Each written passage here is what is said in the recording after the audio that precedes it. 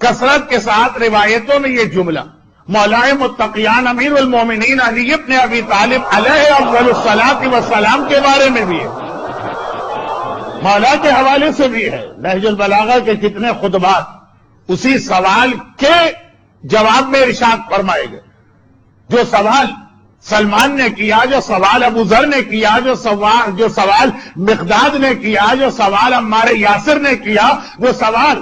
ان تمام اصحاب باوفا نے کیا جو ایک مرتبہ ذرا گھبرا رہے ہیں کہ مولا اتنے سارے اور ایسے ایسے لوگ ہمارے سامنے آ کے کہتے ہیں کہ ہم تو علی والے ہیں، ہم تو علی کے شیعہ ہیں، ہم تو علی سے محبت کرنے والے ہیں، کہ ہم حیران ہو رہے ہیں کہاں تھے یہ لوگ اس سے پہلے؟ تو مولا ہمیں کوئی ایسا اصول و طریقہ بتا دیجیے کہ جب کبھی ہمارے سامنے کوئی یہ بات کہے، ہم یہ بھی نہیں چاہتے کہ کسی جینین اور سچی اور اصلی شیعہ کی توہین کرے، اور یہ بھی نہیں چاہتے کہ کوئی دھوکے باز یا منافق ہمیں دھوکے میں ڈال دے، تو کوئی ایسا طریقہ بتا دیجئے کہ ہم پہچان سکے صحیح کون ہے اور غلط کون۔ تو مولانا مختلف حوالوں سے اس بات کا جواب دیا۔ کئی خطبات ہیں، مومن کی پہچان، متقی کی صفات، شیعہ کا انٹروڈکشن، لیکن شارٹیسٹ جو حدیث مجھے ملی وہی کہ امام نے کہا 2 علامتیں جو اپنے آپ کو مجھ سے منسوب کرے، ہاں جو مجھ سے کوئی تعلق نہیں رکھتا اس میں تو علامتیں دیکھنا ہی نہیں، 2 کیا 2000 بھی ہوں تو بیکار، لیکن جو اپنے آپ کو مجھ سے نسبت دے رہا ہے کہ میں علی والا ہوں، اس کے بعد اس میں 2 باتیں دیکھنا۔ اگر یہ 2 باتیں پائی جائیں تو پھر کہہ دینا تم اپنے دعوے میں سچے، تم ہمارے بھائی ہو، تم ہمارے دوست ہو، تم ہمارے ساتھی ہو، گلے سے لگا۔ اور اگر اپنے آپ کو مجھ سے نسبت تو دے رہا لیکن یہ 2 باتیں اس میں نظر نہ آئیں تو اس کے دعوے کو جھٹلا دینا۔ پہلی چیز المحافظۃ علی اوقات الصلاۃ والمواسات، پہلی بات یہ دیکھنا کہ وہ وقت نماز کا کتنا پابند ہے، وہ نماز کی کیسی حفاظت کرتا، وہ اپنی نماز کو ادا کرتا ہے کہ نہیں کرتا، جسے یہ معلوم ہے کہ علی اسے کہتے ہیں کہ ولادت بھی خانہ کعبہ میں ہی اور شہادت بھی مسجد کوفہ میں ہوئی۔ جس امام معصوم کی ولادت سے شہادت تک کا سفر اللہ کے گھر میں طے ہو رہا، اس کا چاہنے والا اور ماننے والا نماز کے حوالے سے کبھی بے خبر و غافل نہیں ہوگا۔ چنانچہ تاریخ طبری کی ایک روایت جسے میں اکثر پڑھتا ہوں لیکن بہت شارٹ کر کے پڑھ دوں، جب یزید نے گورنر کوفہ کو بدلا، مسلم ابن عقیل کوفے میں آئے ہیں اور یزید نے یہ دیکھا کہ میرا گورنر کنٹرول نہیں کر پا رہا ہے کوفے والوں کو، تو ابن زیاد کو بھیجا گیا اور ابن زیاد کوفے میں داخل ہوا۔ مسلم ابن عقیل اس وقت غیبت میں چلے گئے۔ ہانی ابن عروہ کا واقعہ آپ سنتے ہیں، تو اب جناب مسلم ابن عقیل اس وقت سامنے نہ رہے، گوشہ نشین ہو گئے، اور سب سے پہلے ابن زیاد کو انہیں گرفتار کرنا، اپنے غلام کو بلا کے اسے ٹاسک دیا کہ ٹائم ہمارے پاس بہت زیادہ نہیں ہے، ادھر حسین بھی مکے سے نکل کے ادھر ہی آ رہے ہیں، اس سے پہلے مسلم کو گرفتار کر لینا۔ یعنی اس وقت تک آقا نے مکہ چھوڑا نہیں تھا لیکن اعلانات ہو رہے تھے، تو حسین کے مکہ چھوڑنے سے پہلے ہمیں مسلم کو شہید کر دینا ہے اور 3 دن کے اندر مسلم کو گرفتار کر کے لانا۔ اب جاؤ اور ڈھونڈو، صبح سے شام، شام سے رات، رات سے اگلی صبح، 3 دن یہ غلام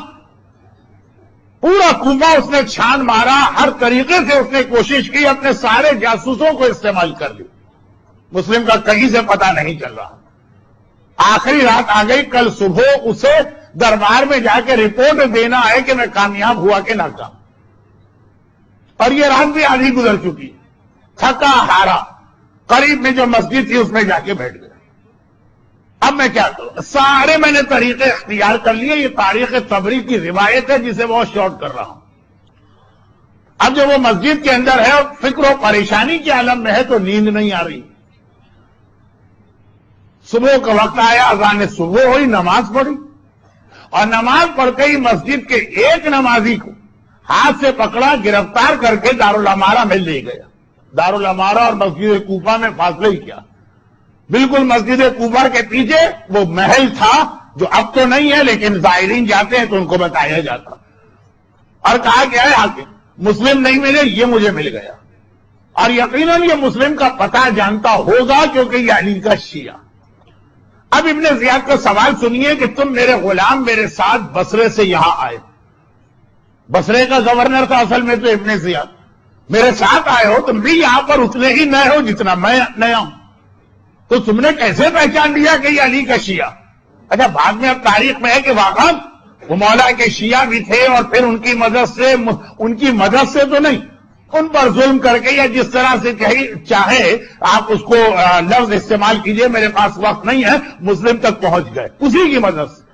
لیکن پہلے یہ بتاؤ تمہیں پتہ کیسے چلا؟ اس لیے کہ مسلم خود ہی تقیے میں نہیں گئے تھے بلکہ باقی سب لوگ بھی۔ کہا کہ میں ساری رات مسجد میں پریشانی کے عالم میں تھا کہ آپ کو کیا جواب، اور مسجد میں لوگ آ رہے ہیں جا رہے ہیں، نمازیں پڑھ رہے ہیں، نماز شب ہے، کچھ 5 منٹ ٹھہرا، میں نے اس کو دیکھا اس نے ساری رات نمازیں پڑھی اور اس طرح کی نمازیں پڑھی کہ میرے دل نے کہا اتنی زیادہ اور اس طرح کی نماز سوائے علی کے شیعہ کے کوئی نہیں پڑھ سکتا، میں نہیں جانتا اسے، میں نہیں پہچانتا اسے، فقط اس کی نماز کی مدد سے اس کو میں نے پہچانا۔ دونوں باتیں اتنی زیادہ پڑھی اور ایسی پڑھی، کوانٹٹی بھی کاؤنٹ کی جاتی ہے اور کوالٹی بھی کاؤنٹ کی جاتی ہے، اس لیے کہ ہم لوگ اس علی کے چاہنے والے ہیں جو ایک رات میں 1000 رکعت نماز بھی پڑھتا